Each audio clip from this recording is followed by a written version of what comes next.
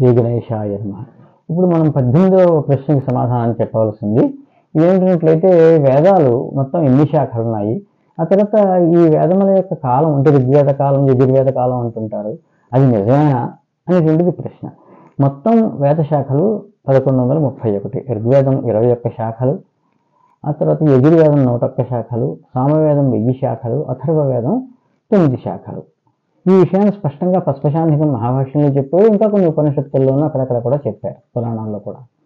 అయితే ఈ ఋగ్వేద కాలము అనేటువంటి చాలా తప్పు ప్రయోగం. అది యాగం అనేటువంటిది ఉదాహరణకి యాగం చేయాలంటే 4 వేదాలు కావాలి.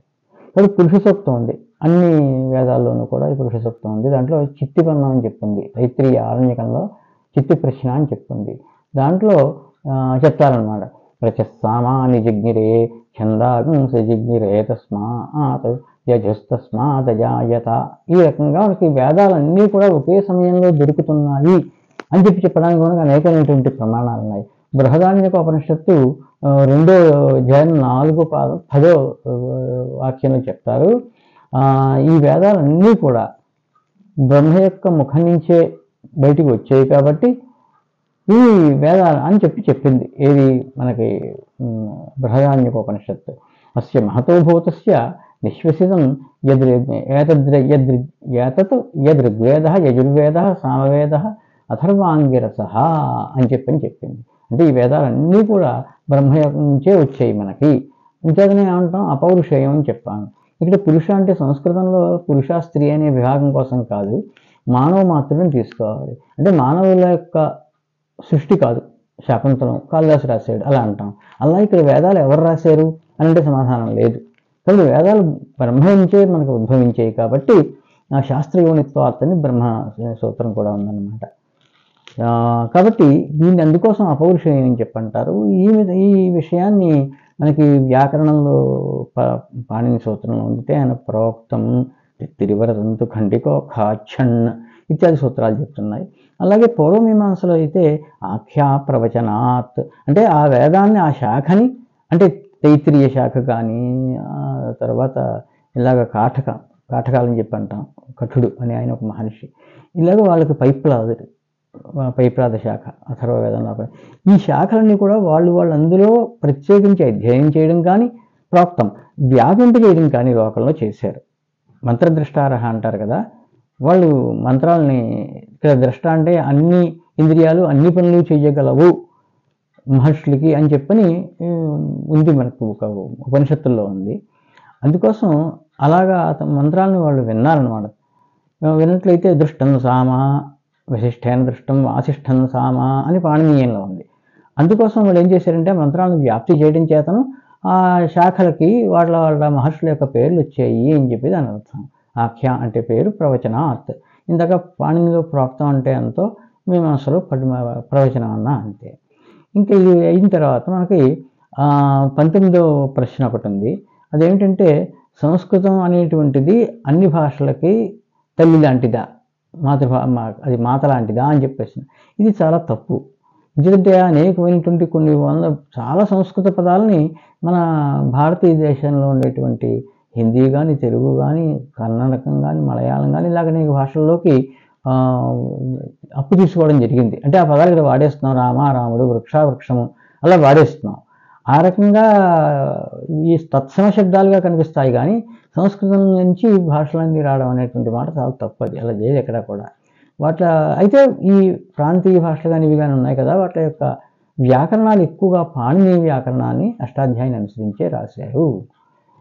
అయిపోతే ఇంకా మనకి ఈ 20వ ప్రశ్న ఏమిటంటే, ఆర్యన్ అనే శబ్దం ఉంది. అసలు ఈ ఆర్యన్ అనే శబ్దం ఎక్కడి నుంచి వచ్చింది, దాని అర్థం ఏమిటి?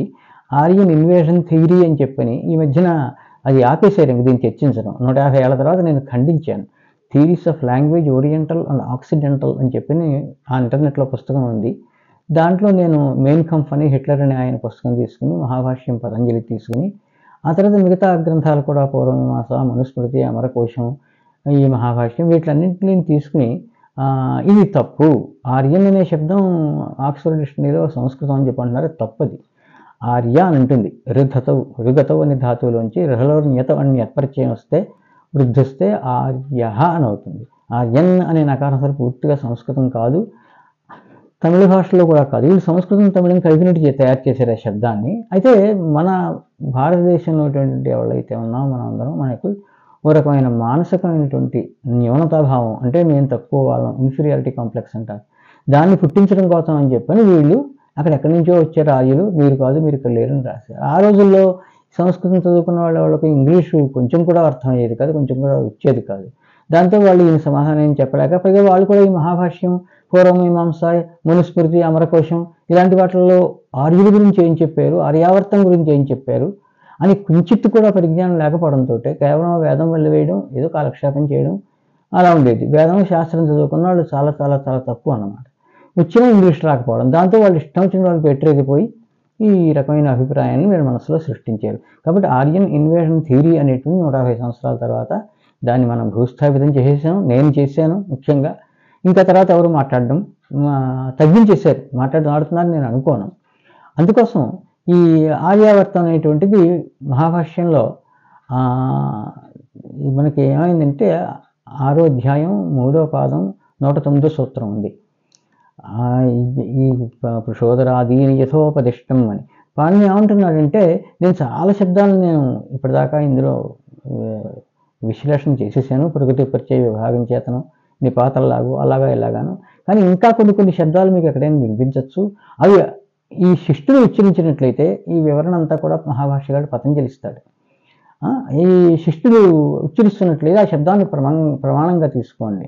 అప్పుడు శిష్టులు అంటే ఎవరు అని చెప్పని పతంజలి ప్రశ్నలు ఏవనెత్తుకుని సమాధానం చెప్తాడు. ఆర్యావర్తంలో ఉండేటువంటి బ్రాహ్మణులు ఎవరైతే ఉన్నారో వాళ్ళు చాలా జాగ్రత్తగా భాషను ఉచ్చరిస్తున్నారు, వాళ్ళు కాపాడుతున్నారు భాషని.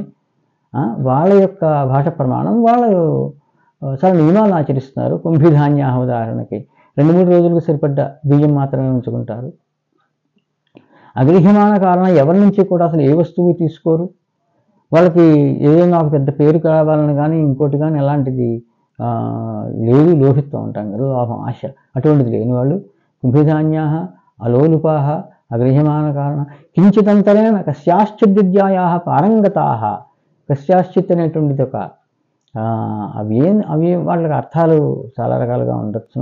అన్ని విద్యల్ని కూడా కొంచెం అటు ఇటుగా అన్ని విద్యల్లోనూ నిష్ణాతులు లేని వాళ్ళు, పండితులు లేని వాళ్ళు వాడుతున్నటువంటి భాష వాళ్ళ శిష్టులు. కాబట్టి దాన్ని బట్టి మనం ఆ ప్రమాణంగా తీసుకోమని పాణిని యొక్క అభిప్రాయం అని చెప్పి పతంజలి వివరిస్తాడు. అయితే అతను చెప్పిన చోట ఉత్తరాదిన హిమాలయం, దక్షిణాన్నేమో వింధ్య పర్వతం, ఈ తూర్పునేమో ప్రయాగ, పశ్చిమాన్ని కురుక్షేత్రం. ఆ రోజుల్లో ఈ 4 ఎల్లల మధ్యన ఉన్నటువంటి ప్రాంతాన్ని ఆర్యావర్తం అంటారు అని చెప్పి అతను వివరించుకొస్తాడు. ఇదంతాను ఆర్యావర్త పుణ్యభూమి మధ్యం వింధ్య హిమాలయో అని చెప్పని అమరకోశం ఎప్పుడో 5వ సంవత్సరంలో చదువుకున్నాం. అయితే అలాగే మనుస్మృతులు కూడా ఆ మాటే చెప్పారు. తర్వాత మనకి ఆర్యమ్లేచ్ఛాధికరణం అని చెప్పని ఒకటి ఉంది ప్రథమాధ్యాయంలో, ప్రథమ పాదంలో, ఇక్కడ పూర్వమీమాంసలో. అక్కడ కూడా ఈ ఆర్య ప్రయోగాలకు వీటికి సంబంధించినటువంటి చర్చ ఉంది. కాబట్టి ఎవరేం చెప్పినప్పటికీ కూడా ఈ ఆర్యన్ ఇన్వేషన్ థియరీ అనేదాన్ని నమ్మద్దు. మనం ఆర్యులు. ఇంకా చెప్పాలంటే ఆర్యులు అనడంతో సత్యము, అహింస ఇలాంటివన్నీ ఆచరిస్తారు. వాళ్ళు జర్మనీలో ఒకప్పుడు 1939-45 దాకా ఆర్యన్ అని అన్నారంటే వాళ్ళకి ఏమిటన్నట్లయితే హింసా పరమో ధర్మ, వాడు హింస పరమ. మనలా కాదు వాళ్ళు, మన నియమాలు ఏమో ఆచరించరు. మనది ఎంతసేపు ఆధ్యాత్మికమైంది, తర్వాత ఏమో ధర్మబద్ధమైంది. సనాతన ధర్మాన్ని మనం తప్పనిసరిగా ఆచరిస్తాం, ఎంతవరకు శక్తి ఉంటే అంతవరకు. కాబట్టి వాళ్ళకి మనకి పరస్పరం కుదరదు అసలు. మనదేమో అహింస, వాళ్ళదేమో హింస. రెండు ఎక్కడ కుదురుతుంది? 2 కత్తులు ఒక దాంట్లో ఏమడవు కదా. అందుకోసం ఏంటంటే ఈ ఆర్యన్ అనే శబ్దాల యొక్క వ్యుత్పత్తి ఎలా ఉంటుంది, ఈ ఆర్యన్ ఇన్వేషన్ థియరీ అనేది ఎవరైతే పాశ్చాత్యులు వాళ్ళ స్వార్థ బుద్ధితోటి ఎదరవాళ్ళని మోసం చేయాలి, ప్రతారణ చేయాలని బుద్ధితోటి మొదలెట్టారో అది నిజమైంది కాదు. శుభం భూయాత్. ఇక్కడ దాకా మొత్తం వీడియోలన్నీ కూడా ఇంగ్లీష్లోనూ ఉన్నాయి, ఇలాగే ఇప్పుడు తెలుగులోనూ ఉన్నాయి. ఇవి జనాలకు ఉపకారం జరుగుతుంది, దీని చేతను అనేక సందేహాలు తీరుతాయి. అలాగే ఈ ఏమంటారు దీన్ని, సనాతన ధర్మం యొక్క ఆచరణ సులభం అవుతుంది. చాలామంది వీళ్ళు సమాధానం చెప్పగలుగుతారు. ఈ వీడియోని చూసి అని చెప్పి ఆశిస్తున్నాను. శుభం భూయాత్.